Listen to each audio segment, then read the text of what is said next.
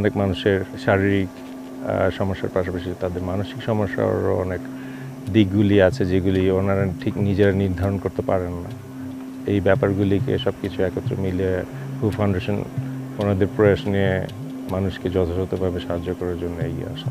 বাইরে যে ভ্রমণের সাথেও যে একটা এর শারীরিক একটা সম্পর্ক আছে, মানসিক একটা সম্পর্ক আছে, এগুলো এই সমস্ত জায়গায় না আসলে এটা বোঝা মুশকিল।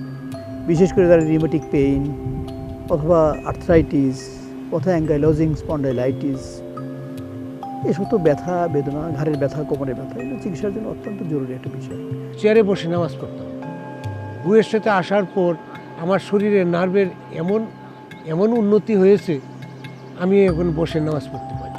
যোগা মেডিটেশন তো একটা ওয়েলনেসের পার্ট। হ্যাঁ, আমাদের মন মানসিকতা যদি ঠিক না থাকে তাহলে আসলে আমাদের লাইফের কোনো কিছু সম্ভব না। তো প্রতিটা মানুষেরই উচিত যোগা মেডিটেশনের মাধ্যমে নিজেকে খুঁজে পাওয়া। আসলে লাইট এক্সারসাইজটা ভালো, এটা সবার জন্য, বিশেষ করে ইয়াং থেকে শুরু করে বৃদ্ধ মানুষ পর্যন্ত। কিছু কিছু প্রাণায়াম আছে, এটাতে ফোকাসটা ভালো আসে।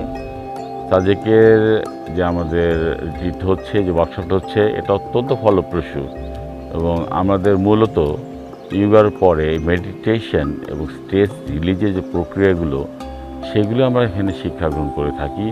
আর এখন যেটা আমরা এই যোগা রিট্রিটটা করছি, to promote the meditation and to promote the way of stress release, এটা খুবই প্রয়োজন। আমি ব্যক্তিগতভাবে লাভবান হয়েছি।